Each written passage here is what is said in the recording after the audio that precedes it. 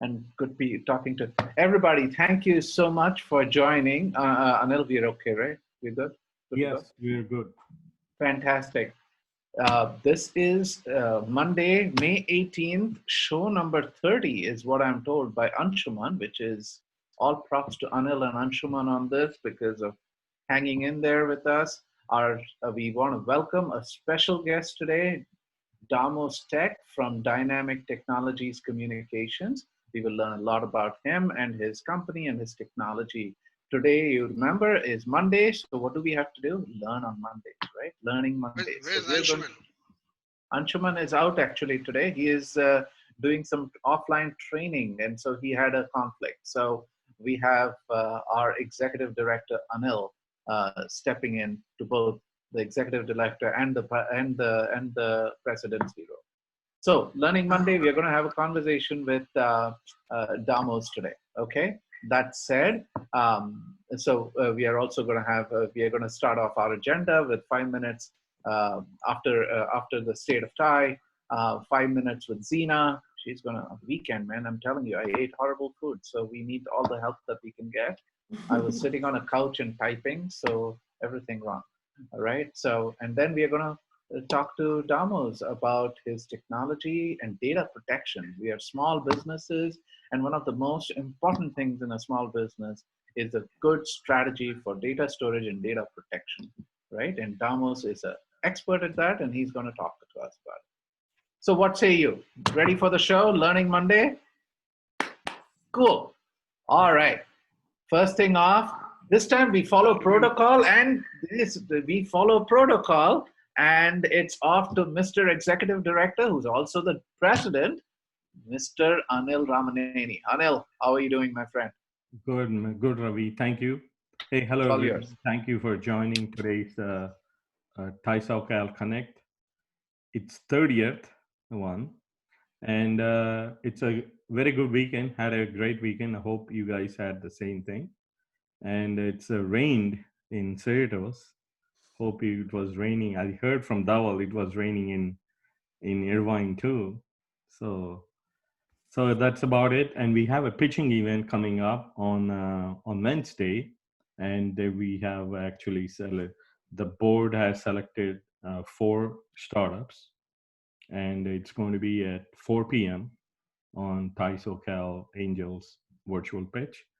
And this time it's going to be for charter members and potential investors only who will be attending this. So that's about it from our TiE side. Go ahead, Zina.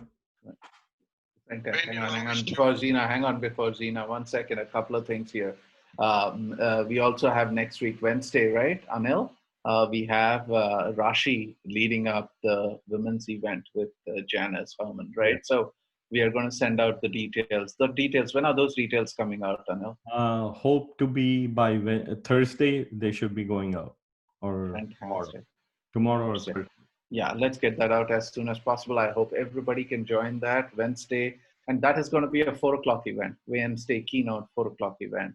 Yeah. Which is going to be a lot of fun. She's a very cool moderator too, right? She was with XTV. And so we learn a lot from her on that. Yes. So more than as much as I guess. So looking forward to that. Zina, it's all yours. Hey everyone. Let's see who is on this call. I think I know almost everybody on this call. Okay. So for those of you who don't know me, I am a certified posture alignment specialist, and today we're going to talk about walking in your glutes. So we all probably know that we use our glutes to walk. Do we know what our glutes? First of all, do we know what our glutes are? We all know what our glutes are. Our glutes are muscles back here, right? And they are responsible for when we do hip extension. So when you walk, you take one leg behind you. Standing desk is not cooperating for me with the walking. Okay, when you take one leg behind you, you use that glute muscle to engage. It engages when you take the leg behind you. If it doesn't, then what ends up happening is you start to walk with your feet turned out, you start to waddle side to side, your hips start to sway side to side, and then that can create back pain because your muscles aren't working properly, and all of a sudden different muscles have to take over, and that's how we create pain. So we're going to stand up today, and we're going to do something called inline gluteal contractions to work on your glutes contracting in the position that you'd be using when you're walking. Because remember, we're not walking enough, we're sitting too much. So we're gonna stand with our one foot in front of the other, and you're gonna have it, let me see if I can get my feet in the shot here. You're gonna have one toe directly in front of the heel. Can you guys see my feet there? Sorta, kinda. So you're gonna have one heel, directly in front of the other toe. Then you're gonna take your hands on your hips, and you're gonna face your hips forward to the wall that's in front of you, or the screen that's in front of you.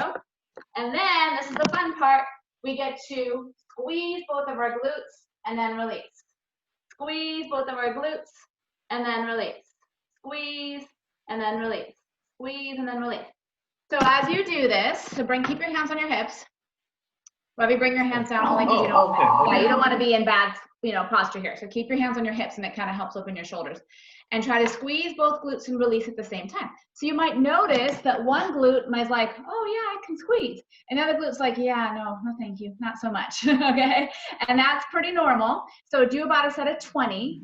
Again, your feet are directly in front of each other. One heel's in front of the other toe. Shoulders are back, chest is lifted, and you're squeezing your glutes and releasing, okay? And then let's go ahead and switch legs. So you're gonna bring the other leg forward. If you're struggling with balance, then the issue is probably, there's some balance issues going on there. So your gluteus medius muscles are probably weak.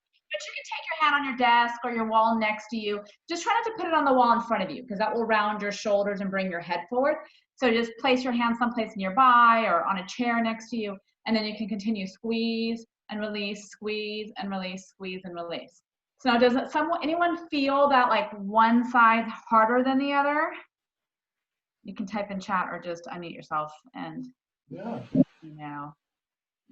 so if you find that one side is tighter than the other, one side's harder than the other, then that's a natural asymmetry that you have in your body. It's natural because a lot of people have it, but it's not really the best thing for you. So you want to try to even out those asymmetries. So if you're finding that your right glute it contracts when it's in front, but when it gets in the back, it's not contracting very well, then that's something you're going to want to fix. And how do you fix it? By doing these exercises. So you guys can sit down. So again, that's an easy one to do. Like if you're sitting on a Zoom call and your body's kind of hurting, you can just stand up, place one foot in the front of the other, and do sort of 20 glute contractions one side, 20 glute contractions on the other side. And then technically, I tell my clients to do that 3 times. But even if you just do it once. And that's it for today. There's your glutes. That's brilliant. Awesome. How to stand and walk and use your glutes. Thank you very much. That was awesome. I appreciate it. Awesome. Thank you very much, Zina. By the way, Zamir was fantastic last week, Friday, right? You guys all were there. That was awesome. So thank you for introducing us. And I also introduced him to Kunal, Horseplay X. So I understand they are also doing some stuff together. And that said, we want to say hello to Manmohan. Zina? Yes. When I'm walking, once I walk maybe more than 3,000 or 4,000 steps, the right hand side, but it starts hurting. What is that reason? No, not the left, but just one side. So that's a really challenging question to answer without seeing your body and knowing exactly what's going on. However, what could be happening is oftentimes if we have what we call a disparity in the pelvis, so that means one side of the pelvis is going to be sitting anterior and one side of the pelvis might be sitting posterior, then that will affect the way that the glutes work. So if you have that disparity in your pelvis, then when you're trying to take your leg behind you, the glute won't fire, so then other muscles start to take over. And that's how we generally get pain on one side more than the other. There's also, when we have that pelvic disparity, which is very common, by the way, like 75% of the clients that I palpitate, when I touch them or if I'm looking at pictures, will have a pelvic disparity. Then there's also usually a hip hike. So if you take your hands on your hips, you see how my right hand's higher than my left hand here, or left, I guess if you guys are looking the opposite, then that usually indicates some sort of disparity, because if the pelvis is out of alignment, then the hip is gonna hike on one side. So it's really, I can't really necessarily diagnose it, but I can give you those explanations for why that may be happening. I always thought maybe when we're walking, the right foot goes first. I mean, not necessarily, because you're gonna get both feet. But when you drive, you use your right leg more frequently than your left. So I've noticed a lot of pelvises tend to be more anterior on the right side because that right psoas muscle, which is your hip flexor muscle, works harder than your left. And when you do that, when you overwork that muscle, it tightens that side of that muscle, and it will sometimes bring the pelvis out of alignment. So it's probably more related to driving than walking. I have a question, Lena. A lot of people, they have their, like, while driving also, we have, like, I've noticed that, and I have changed that habit. We keep our wallet in the back pocket, and that also kind of can disturb the whole alignment or like of the body. Yeah, exactly. That's a really good point. You want to try to even out any obvious asymmetries that you have going on in your life. Driving we can't avoid, right? But we can counteract that by stretching and doing exercises to try to create bilateral work in the body so that we're not always working that right side. But yeah, if you're sitting on your left wallet, then your hip's going to be shifted up the entire time you're sitting. That's going to translate through your entire spine and potentially go into your neck and shoulders. So the difference between what I do and what a physical therapist does is they're going to look, Ashok, at your hip and wonder why that hip is hurting. I'm going to look at your entire spine and go, well, your left shoulder is raised. That could be related to your right hip because it is all interconnected. So I'll look at the bigger picture, whereas some of the other practitioners will be looking kind of more just at the joint. Yeah. Make sense? Fantastic. Awesome. I will put in my link for not only my desk program, but also for my one-on-one therapy sessions. I haven't really pitched that much here, but someone like Ashok with a problem like that, that might be a really good solution. I do it all during video. You can send me pictures in advance, and then I design a home-based routine for you. So I'll pop that in chat. Excellent. Yes, please. Absolutely. And sorry, I think I went over time, but No. This is a whole conversation. TiE SoCal Connect is about a conversation, right? The old version of it, right? So it is about a community and a conversation. So please, absolutely. And we thank you for your time regularly. You're not in tomorrow, right? You're back on Friday, right? No, I have You're a lot Googling. of, You're playing around with the Google guys now. Yes, a lot of virtual posture workshops that I'm doing this week. My first one with Google tomorrow. Nice. Good luck. Hey, have the colors, the backgrounds, and yes, no that's why I'm suits here. I'm practicing my 2-screen setup with my sit-stand desk and all of it. So I've got my camera yet, but that's next. There you go. Good luck. They are awesome. We have missed a gentleman who has been who has not been with us for a few days here. Manmohan, welcome back. Oh, we missed you. Yeah, I had an issue. I know. Lost my brother. Oh, it's so sad sorry to hear that. Very sorry. Yeah. So I was in Vegas on Wednesday and Thursday. So I just saw him last time. So Friday he breathed his last. Oh, sorry to hear that. Sorry to hear that, but good to see you back. Take care of yourself. Hopefully you take care of your health, and so good luck. Yeah, our thoughts are with you. Balaji, the market went up 900 points, man. I'm telling you, you have to see champagne, wine, margarita. I don't care, man. We have to see something there. At least we have to see Balaji. I already tasted a beer, but unfortunately I don't have a camera. I connected the laptop to my big monitor. Now I need to buy another camera. That is his excuse, just in case. After a 900-point celebration, that's what happens on my 4 o'clock on a Monday. After a 900-point Monday. Anil already warned me what to do.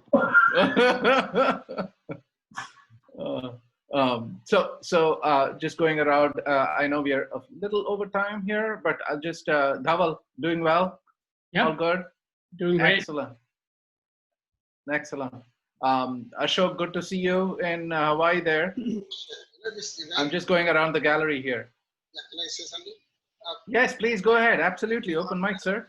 Went with Shankaram is at the same time as our photo. So Wednesday we do not have this at 4 o'clock. Oh, okay. It's only the Shankaram one. Yeah. Yeah. And is that at 4 o'clock this time, Anil? Yeah. Oh, nice. Cool. Awesome. Excellent. Pankaj, it's all yours. Michael is yours. How are you doing, sir? Good, very good. We got a little rain just like you guys, but it's nice and sunny out actually.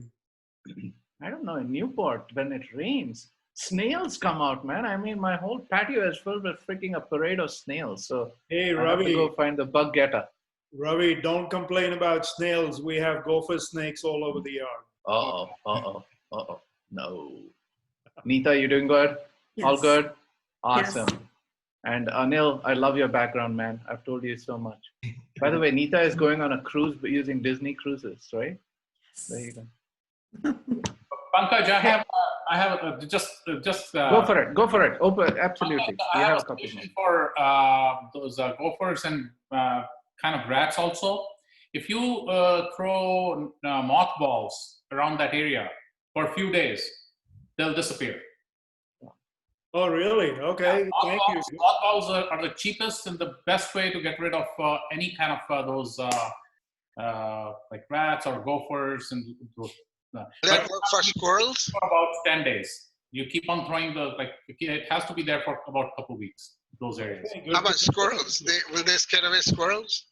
I'm not sure about that. It might. Okay. Yeah, it might help there. Very cool. Yeah, cool. Awesome. Hey, thank you for that tip. That's an interesting tip. Nice. Thank you. Excellent. Cool. Hey, listen, it's Learning Monday, and it is my pleasure to introduce a gentleman who was referred to us by Anil, Damos Tech. Damos, I love that last name, Damos Tech. Man, you cannot get more tech than Damos Tech. Mr. Damos Tech is the CEO of Dynamic Technologies and Communications. He specializes in technology and communication services, and he's going to talk to us about data protection for small and medium enterprises in these days of COVID. First, we'd like to, Damos, welcome to the program. Thank you. It's a pleasure to meet you. I think I've met some of you already, Balaji, and so on. So thank you. Excellent. Tell us a little bit more about yourself and about Dynamic Technologies and Communications, Damos.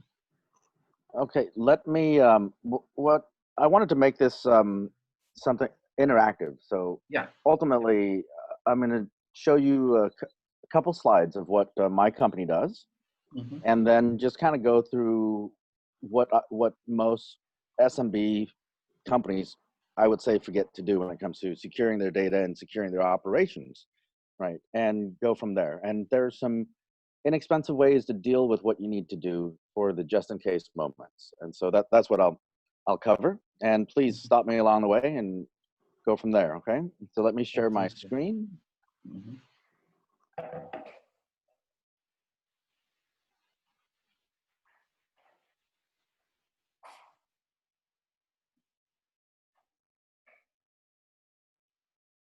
Excellent. We can see your screen. Oops. Right. Previous screen. Okay. Can you see that? Is everybody? Yes. Okay, great. Yes. So I'm going to slightly go just about a little bit about what my company does, and there's a reason why we built the services that way, right? So my company's called DTC, short for Dynamic Technologies Communications. We are a managed services provider, meaning mainly focus on managed services. Our customers range from Kleiner Perkins to Kogere to biotech companies, right? Startups as well as some other well-known companies. And so I started this company about 6 years ago.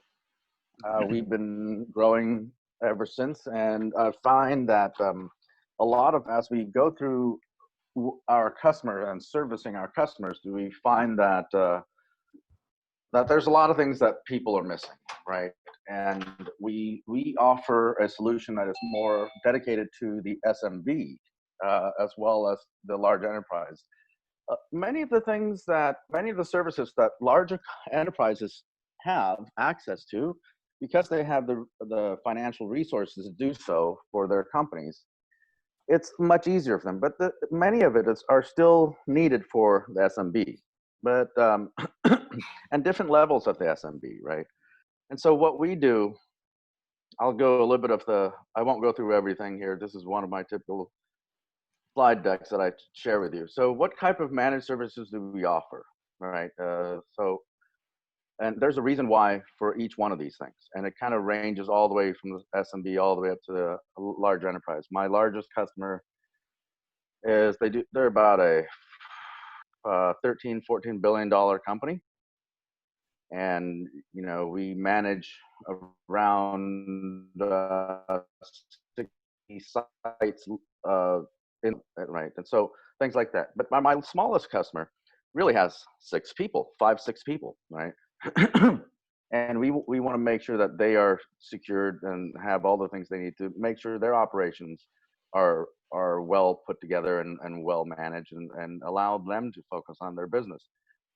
So the overall of what my company offers are these services, right? So the very first one here is what we call DTC Assist. And all of this is actually built off of my software that I've developed with a team to actually provide all these services, right? So we offer what we call the DTC Assist, which is more of an inventory, desktop support, and so on, but mainly focus on security. We actually did not start there. That was something that our customers ended up asking us to provide for them as vulnerability and patch management, right? And so with our solution, we're able to offer that type of service. And I'll explain why once I go through this really quickly. I'll explain why what you can do in each one of these just on your own to make sure that things are secured for your environment, whether you only have one computer all the way up to 100 computers or whatever you have in your environment, right? And these are things that you should think about even at your home, And I provide these similar types of services at my home here, not having my company support my home, but rather just having those same things occur and be available for my kids, my wife, and so on. Right? So we do patch management.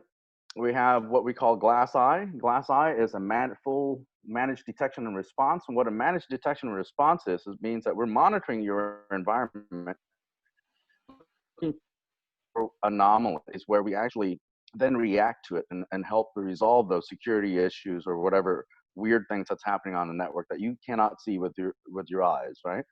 The difference between Glass Eye and Synapse Core is that Glass Eye is when a customer some of my medium-sized enterprise customers have already bought something like a Rapid7, have already bought some solutions, but they don't know and they don't have the staff to manage it. And so my staff goes in there and manages it for them.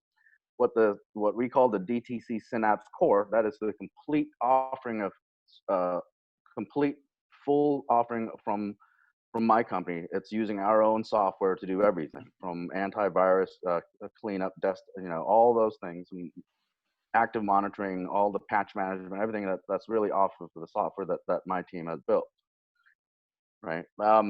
Another thing is data integrity. So this is where we actually get into more of more of things that are making sure that what are data loss prevention? What are data is important for companies? What data is important for me at my house? What's data is important for my wife and for my kids and so on, right? My wife works from home now, as I do, and the kids they're on these Zoom meetings every day with their teachers and their music teachers and so on. And there's data that's back and forth, and they're always asking for my credit card to put into a charge or something like that. How do we make sure that's secured, right?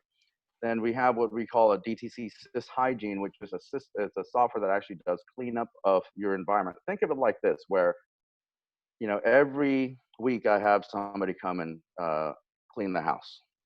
Why do we do that? Because we're all so busy doing what we do that the house, from just a natural order of entropy, it naturally gets into disarray, and we don't have the time. You need to clean up the house every so often. Well, your computer's the same way. When you use it every day, you make files, you move files here, you move files there, you download this or download that. And those things need to be cleaned up because there could be something that's malicious in there and also makes it difficult. And that's a software that we use. That's another one of our softwares that we built to be able to do things like that. DTC Immunity is mainly used for our larger customers where they have servers that are on the internet serving off something to the public. And so whether the server sits in AWS, it sits in some environment somewhere, our software allows that server to be secure, meaning that if somebody hacks into that server, that they cannot exfiltrate data, meaning that, first of all, it's pretty much impossible for them to hack into that server, right? It's almost impossible for them to hack into that server if we lock down. So that's nothing bad can happen to it, right?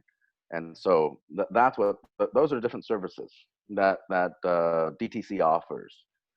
Now, going back to what we were mainly wanting to talk about, which is what are the things that you can do for yourself, for your companies, without having to pay a company like mine to actually do these things for you, right?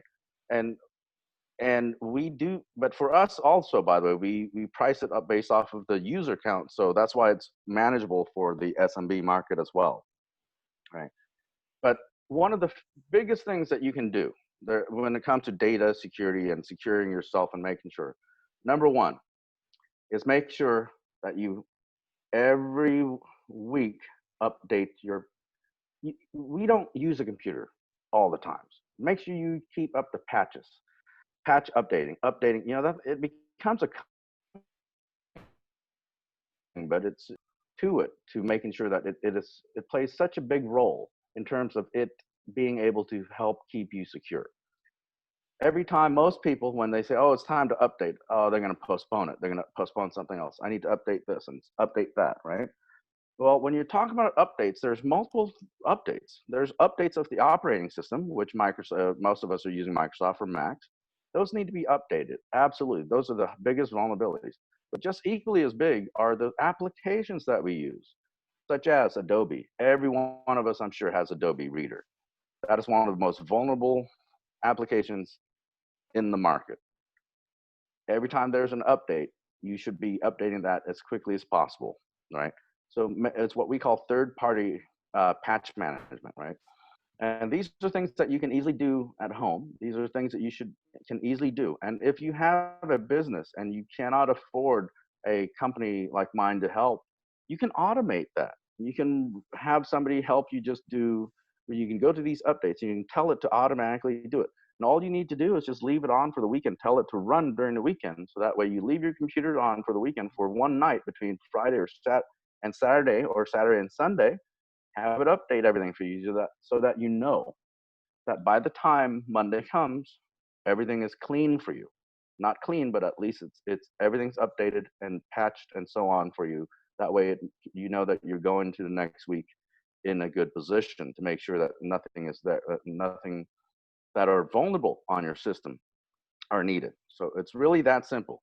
Just go ahead and set those updates to do it over the weekend, and just remember, just leave your computer on, leave your laptop on. That's what I'm teaching. What I'm telling you now is what I do, right?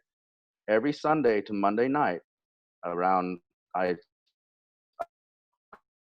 about 10 p.m. computer on, it's automatically set to go ahead and update. And I've taught that to my children, my wife, and so on. And that's what they do as well.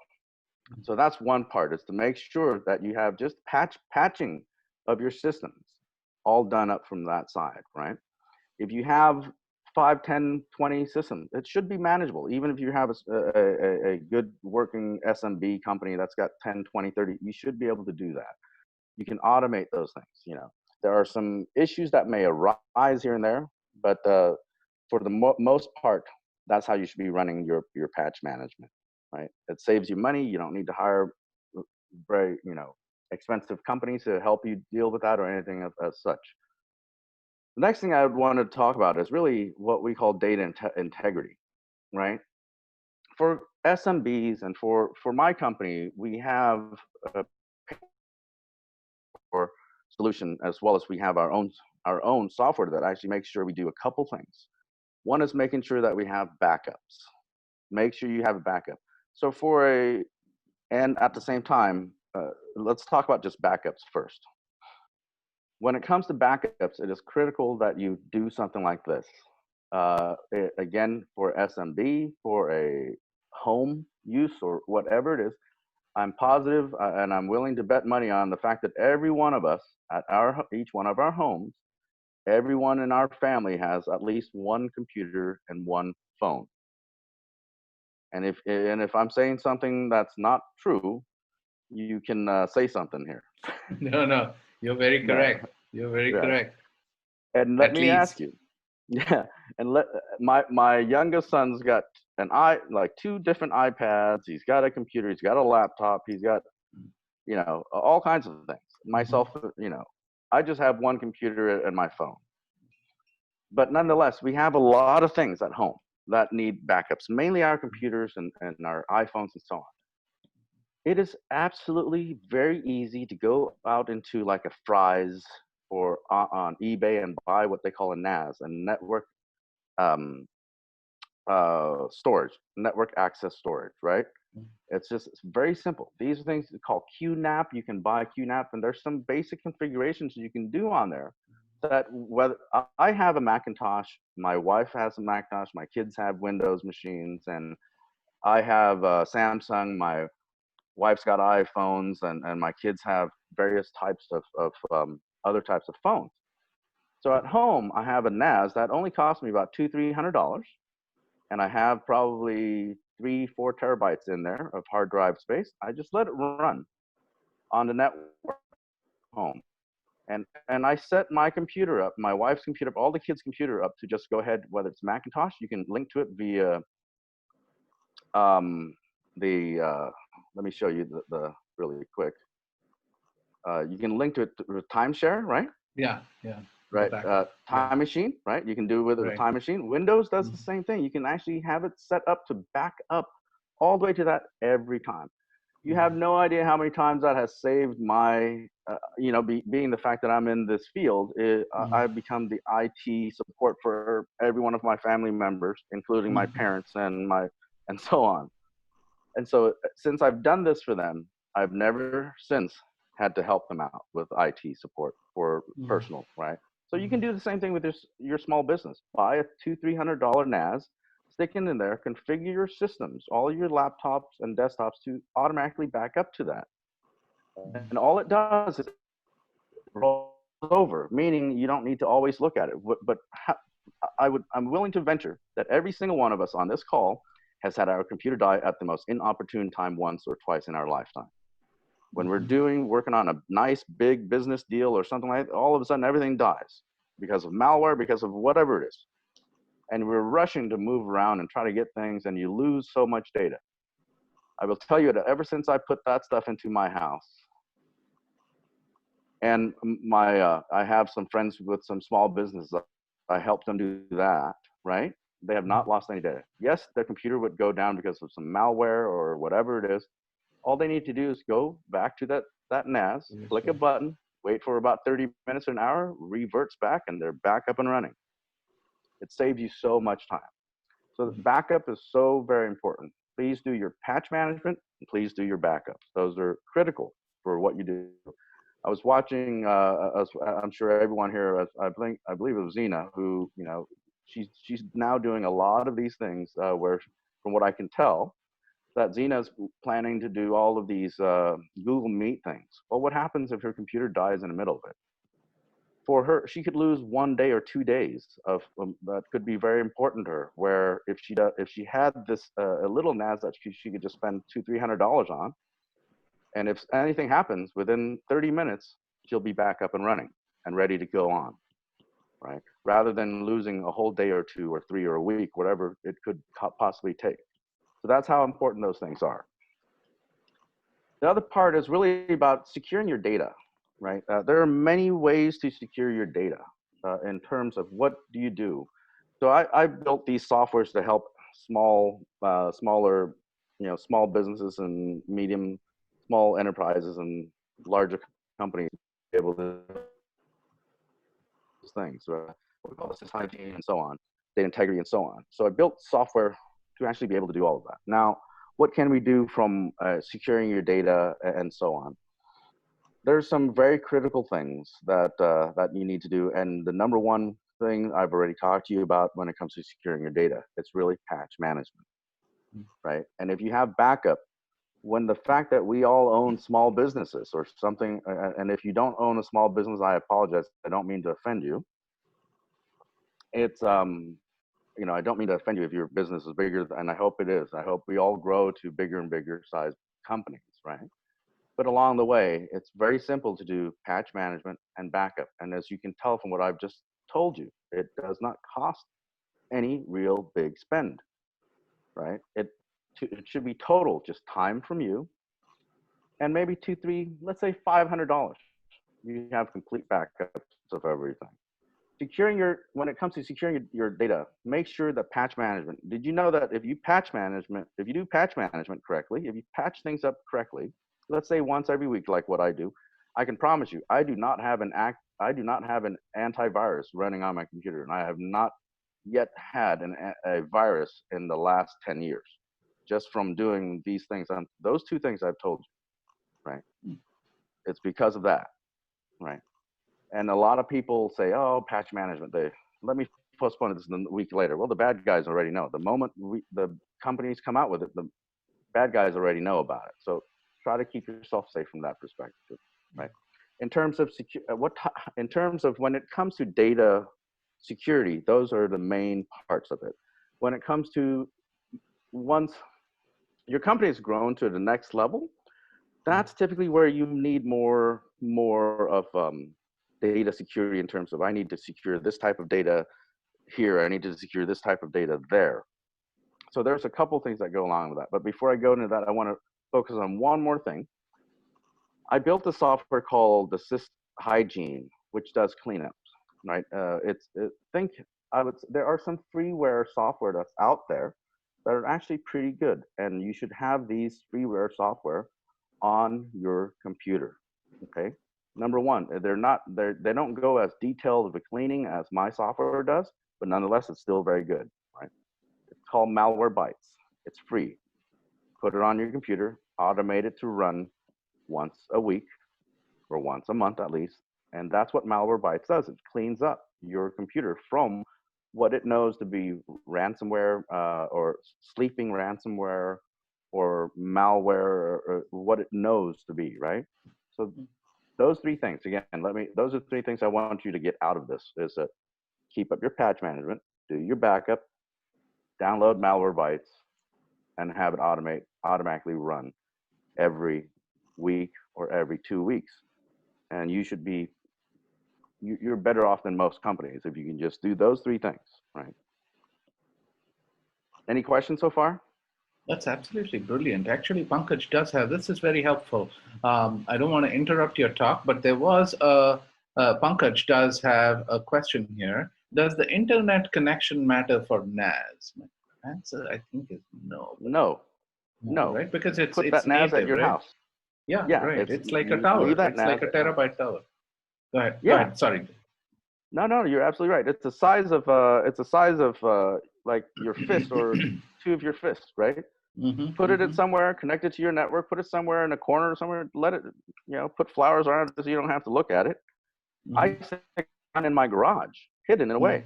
Nobody sees it. But every time my wife, literally, probably about 6-7 months ago, my wife had some issues where her computer died, and we had to get her a new computer where all the data was gone. Luckily, I had everything backed up. I said, don't worry about it. Get your new computer. We'll just pull it back down. And 10 minutes later, she had everything that she needed back on it. Software, everything was back in there, right? So it was just cheaper and easier to deal with. And if you can do the same thing at home, why can't you do it for your business? If you only have 5-10 people, why then do you need to hire anybody, right? I shouldn't tell you that to you. I should tell you to hire my company, but I want to do the right thing for you here. No, but I think so just on that, that's the reason why. So there are some questions coming in, but I didn't want to lose that train of thought there, Damos. Please type in. Would like to. The idea of a community is to encourage each other's businesses also. So just tell us very high. I realize this is your service company. So how do you do your business for small and medium businesses? How could we engage you if one of us needed it? Can you give us some some information on let me finish one more thing, and then we can go into that if you'd like. I wanted you guys to get out of this something that was useful for you, for your family, and so on. When a business grows to a little bit bigger and you have data, please learn to organize your data in a way that says, this folder has my customer data, this folder has my vendor data, this folder is my contractual data, most of us already do that, but we naturally just due to the course of entropy, we naturally sometimes get lazy and we lose track of sight of where that's at. And sometimes we're in a rush to work on a deal and we forget to move that data back and forth, right? It's a habitual thing that you just need to train yourself. And it took me a while to habitualize my team members rather, right? That way they could actually do this correctly. And so once they did that, everything flowed so much quicker and so much easier. So that's the main parts that I wanted to have you guys take out of this. And before I go into a little more about what my company does, and a little more into the services and so on, any questions? Yes, there are some. So let us go through this one.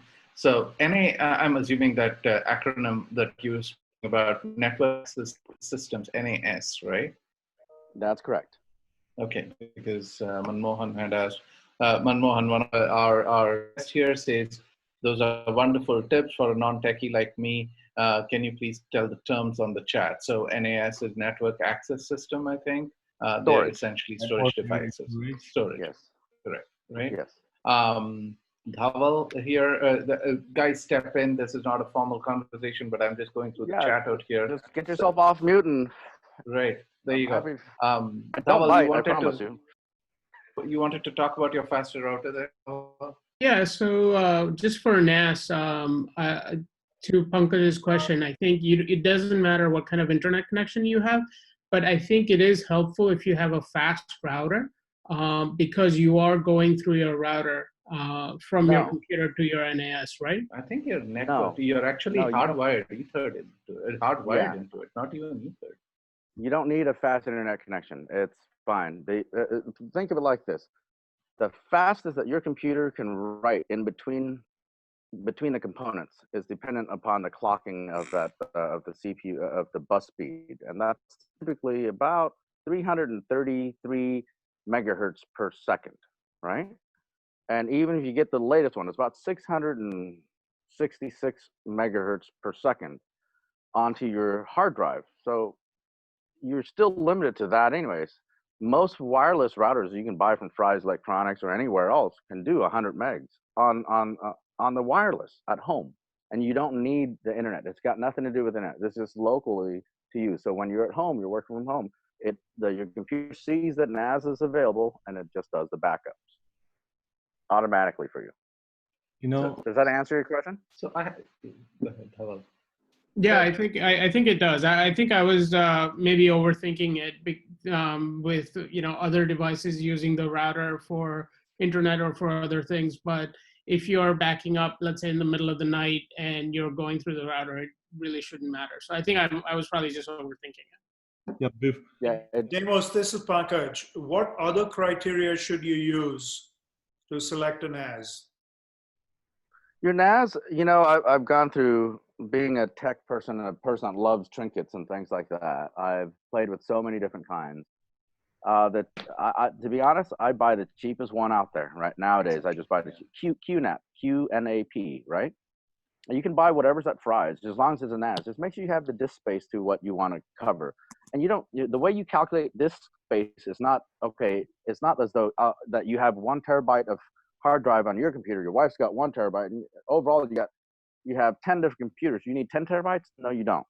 The way backups work on these things, even on Time Machine and so on, is that it takes one major backup, and then it just takes small incrementals. That's it. So you don't need to calculate I have probably, to be honest, I have a family of 5.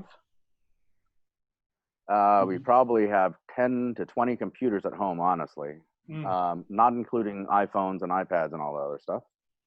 And I have a NAS that is 4 terabytes, and it's more than enough. So you don't need as much as you think, because it'll naturally compress it in the back end for you as well. Hey, that leads me to ask you the question, how many devices does a person really need? You mentioned you have 1 computer and 1 phone, but you mentioned you have about 20 computers in the house? Well, we have, we put all kinds of stuff because I have a computer system that I put together for like monitoring all of the video feeds and recording all the video feeds all around the house. So anything that happens around my house, I can see, like all kinds of things. I have, I'm a trinket junkie, is what I would explain it myself, right? Yeah. My house is now turned into like one of those smart homes. You just talk to the Google Home or anything like that, and you know, music and everything is played to wherever you want it broadcasted, and everything is connected to our network here. So that's why we have so many. So, but it's all hidden away. You can't see it though. So Damos, you know, one thing I would like you to address is, see, some of them are one or two small businesses where they have one employee or two employees, right? Yes. They need, what would they do? Should they go for NAS or should they go for cloud? You know, what kind of a thing, security, or if we go with cloud, you know, what they should take, you know, look at? Just give small tips for them. Okay. So I typically just do the NAS local, but nowadays you can buy a Western Digital NAS that's connected to cloud. Western Digital has the link on their cloud that will link back to your NAS at your office. So let's say you're traveling somewhere, and it'll still, if and you use the Western Digital's login to it, it naturally automatically backs up and everything for you too. And so you know that your computer, even while you're traveling, let's say you're back in India for a week or 2 weeks, and something happens, you know that your data is completely secured and it's already, your computer's backed up. And that if you were remote somewhere, you can actually just buy a new computer, log back into your NAS from the Western Digital Secure site, and that actually gets back to your NAS at your office or your home, wherever it's at, and you can restore all of the files or all of the status that you had before as well. So there's no need to actually a big environment. The only time it becomes cumbersome is if you have about 50 employees, 35 to 50 employees. Those numbers change because of the type of business each person does, right? Whatever that business is, it depends, right? So it's a variable that's not static. Depends on the type of business and the type of data. As I mentioned, one of my smallest customer is 6 people, but those 6 people in their company produce, about 1.2 billion a year. So their data is extremely important. So that's why they hired us to do it, right? Does that answer your question? I think that was Anil's question, and I think you might be in. Anil was just looking for tips and stuff. I'm asking that question so people, want to small businesses, so sure the data they put in the house, see if it's accessible remotely via cloud or something. So everybody. Yeah. You don't need to get a cloud data storage service. Most of even QNAP, they offer a secure way back to your QNAP data that could be at your house or something like that. So when I started my business, that's how I did it. I ran it out of my garage. I put my entire thing, everything, all the stuff I talked about in my garage. And then once we grew and made more money and had an office, I moved it to the office, and then eventually moved it to a data center, right? But you don't need to do that at the beginning. If you only have about 2 to 5 people, especially, you can use your home internet. If you're locally, maybe you can restore the whole thing in 30 minutes. But if you're remote, it may take you a couple hours. But what's the difference? You get your data back. So Damos, most of our documents. No work. Oops, sorry, I didn't mean to interrupt.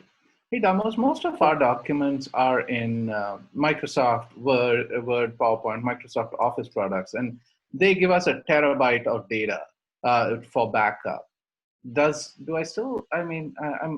I like your idea of a NAS. I used to use a network storage device, right, before, and then everything for me is on Microsoft Cloud, on OneDrive.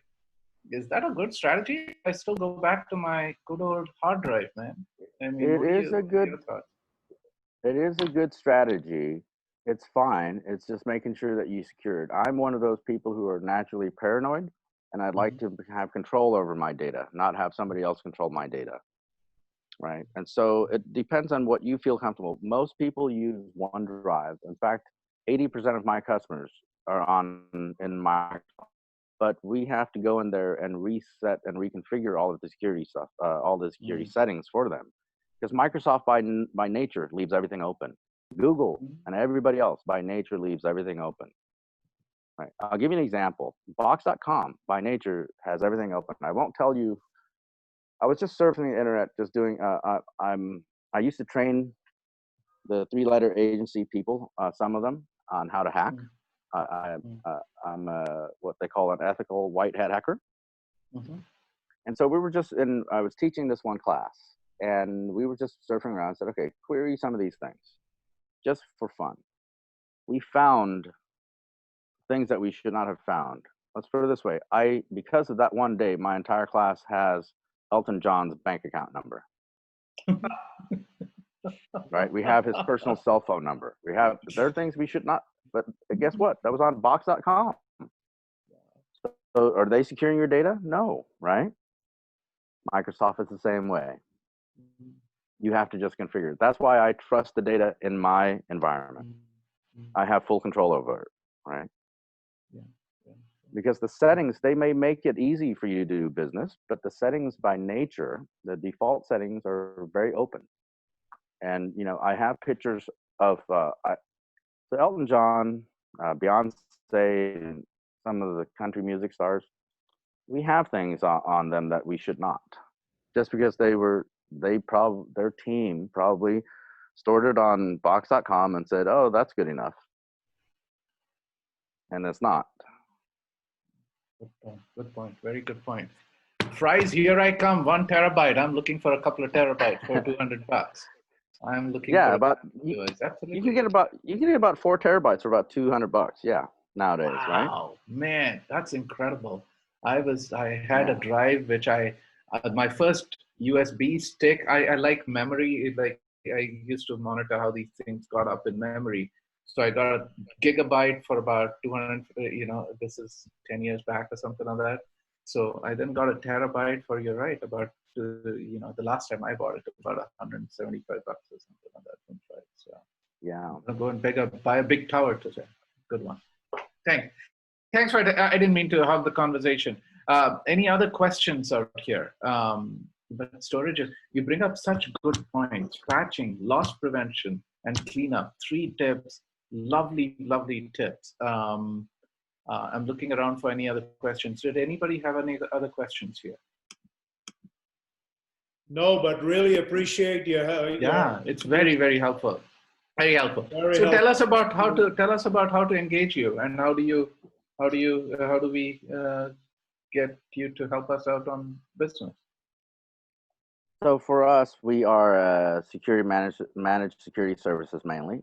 Most of what we do is the patch management for customers. That's where we find that customers cannot keep up with those things, right? And we have a team of people that actually keeps that up and do the system hygiene and all of these other things. There's a bundled service that we sell. You can buy it. We can do it a la carte, as what you see here, as well. And we charge, just like it. We're actually a much lower cost than most companies. The reason why is what makes us different is the fact that all of this is really done off of software that I created, right?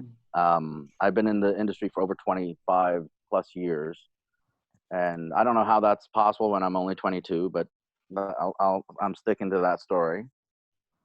And so because we don't have to pay for any of our software to provide these services. These are software that belongs to me.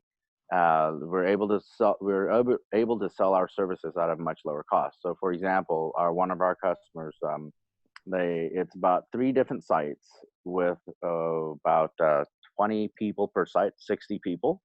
Overall, I believe we were only charging for patch management and so on. I think it was only like $3,000 a month or something like that, right?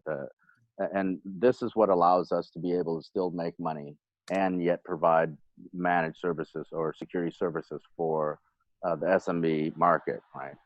As the numbers grow in terms of people, then that number grows as well. One of my largest customers has, what are we, about close to 20-something thousand people or computers that we help them manage. And even that, our cost is still about the price of them hiring one and a half person, but they couldn't replace us anyways, because if they were to hire somebody, and they did talk to me about that they wanted to hire somebody, and we're happy to let them go ahead and hire somebody. We can teach them our processes and so on. But they, once they started interviewing people and looking at the pay, they realized that in order to manage the many sites that they had, they would have had to hire 5 people, where they're currently only paying my company about 1.5 of 1.5 of FTE, right? And so for us, it's I don't see us as a greedy company, and that's what allows us to grow. We grow with the customer, and we make sure that all of their data stays with them, not with us. What most managed services companies do is they lock you in. They say, come join us, sign this contract, and we control your admin rights to your Office 365. We control your Google rights. We control everything. We tell you that, look, you should have the main rights. We just want access rights to be able to help you manage your environment for you. So when you don't like us for some reason, well, down the road, and you don't want to work with us anymore, you should have the right to easily move off from us, right? And so that's what makes us different, is we are very upfront about it, and our cost is very effective for them. And because of the way we do business from an honesty, and we're very upfront, but everything is shown to them up on the table, cost and everything, and we go from there, right? And so because of that, we've had customers now. I got to knock on wood as I say this. I've not lost a customer. I've only gained customers. That's awesome. That's awesome. So that's it. Thank you so much, Damos. That was Damos Tech from Dynamic Technologies and Communications. That was very, very helpful for us. Damos, what, if you don't mind, just put in your email address in that chat button, and your web this thing, if you don't mind, to all panelists and attendees, so that we can all have that for us. And I'll also, in the next, I'll also pass it down on the WhatsApp chat to your contact information. But if you Damos, can give us your... work on smart homes also?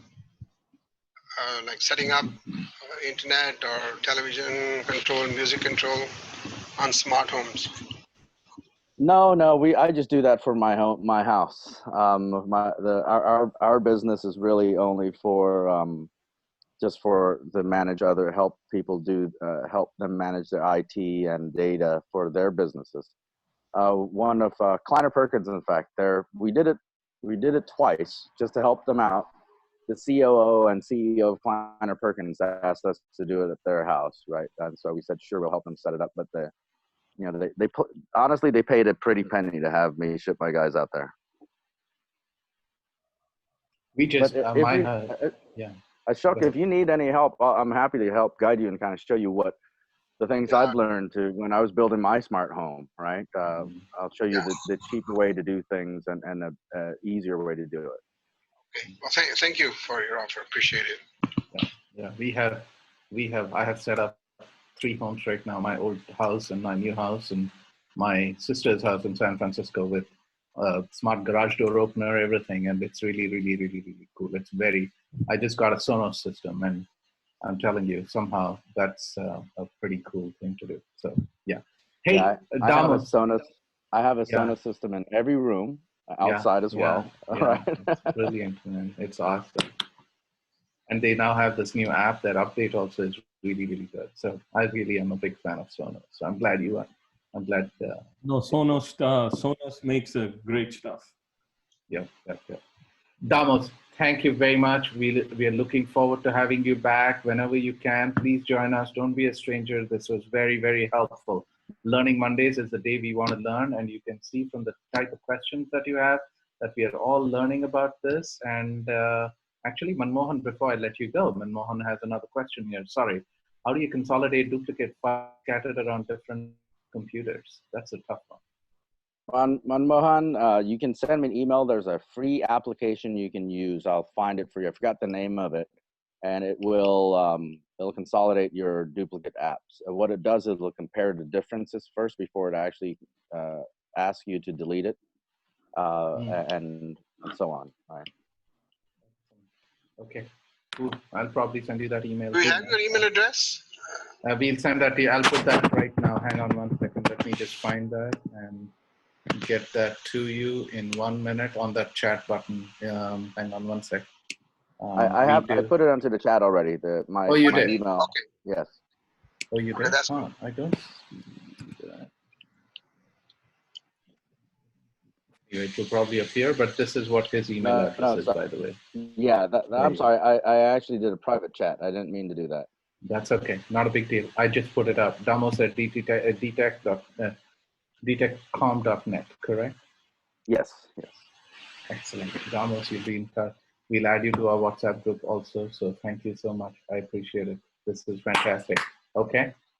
That's it for us, guys. It's 5 minutes past. We are Indian stretchable time, so we do have a lot of good conversations. It's always good to see you back, Manmohan. Our prayers are with you.